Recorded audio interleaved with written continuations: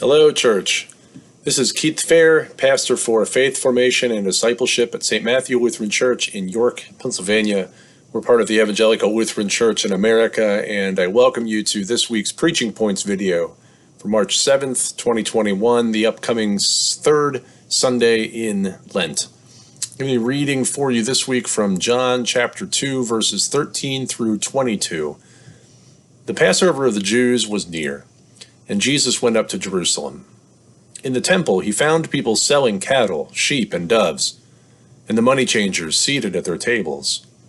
Making a whip of cords, he drove all of them out of the temple, both the sheep and the cattle. He also poured out the coins of the money changers and overturned their tables.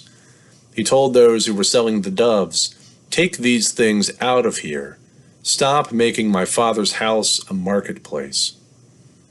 His disciples remembered that it was written, "Zeal for your house will consume me." The Jews then said to him, "What sign can you show us for doing this?" Jesus answered them, "Destroy this temple, and in 3 days I will raise it up." The Jews then said, "This temple has been under construction for 46 years, and you will raise it up in 3 days?" But he was speaking of the temple of his body. After his resurrection from the dead, his disciples remembered that he had said this, and they believed the scripture and the word that Jesus had spoken.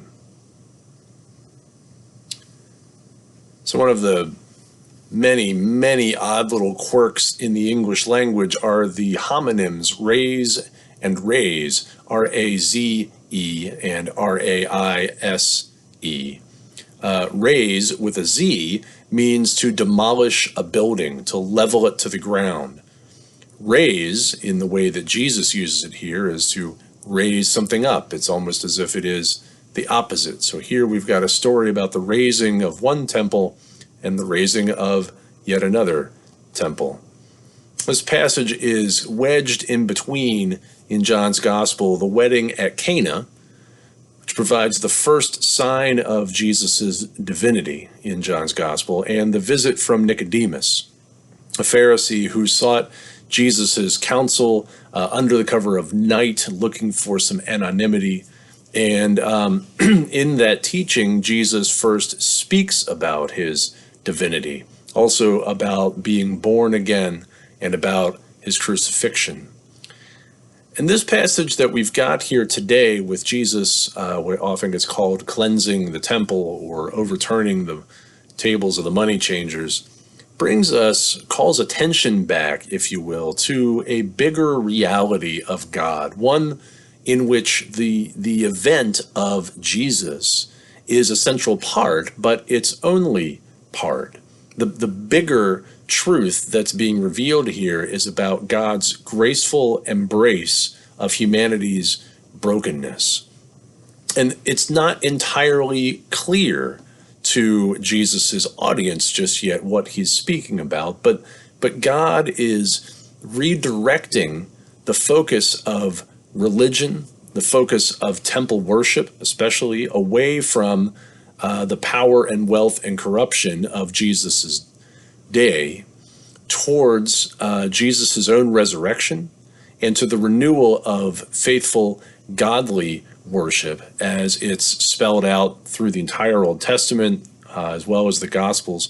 The first reading that we have today is the law, the Decalogue, the Ten Commandments from Exodus chapter 20, which exemplify this notion of a life oriented towards God. And I think that's what Jesus is calling us to again, and calling his contemporaries to in this story in John's Gospel.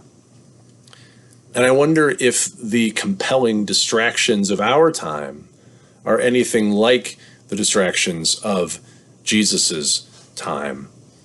Maybe they are, maybe they're not. Maybe those that we face about pandemics and politics and arguing about whether or not we are racist, and if we are, whether or not we're doing enough about it. But either way, Jesus is calling us back to himself and to the truth of resurrection, and redemption and renewal.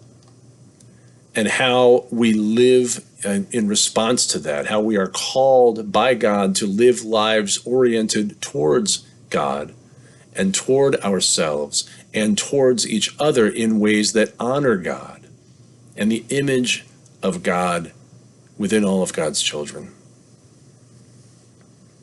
So here Jesus is disrupting the profitable but unfaithful religious practices of his contemporaries.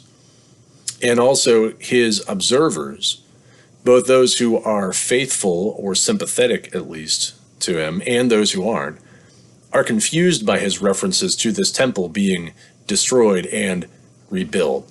And so the bad news is that the temple is going to be destroyed, both the temple in Jerusalem and the temple of Jesus' body.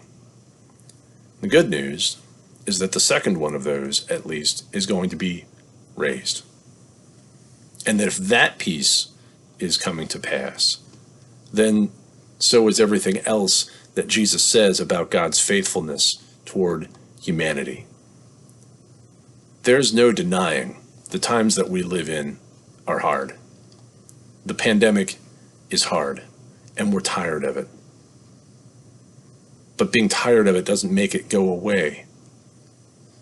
And yet also, apart from the very specific and very real challenges that the pandemic has brought, and those that it didn't bring but it served to highlight, apart from all of those, human existence is fraught with pain and frustration and difficulty and sorrow and loss and angst.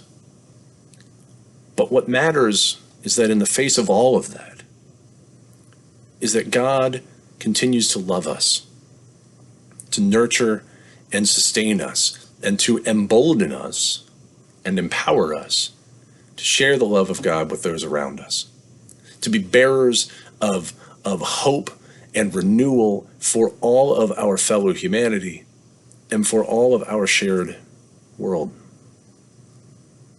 And so that's the hope that I have for this week.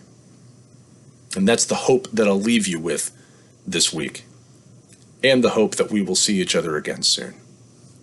Until then, stay safe, and God bless.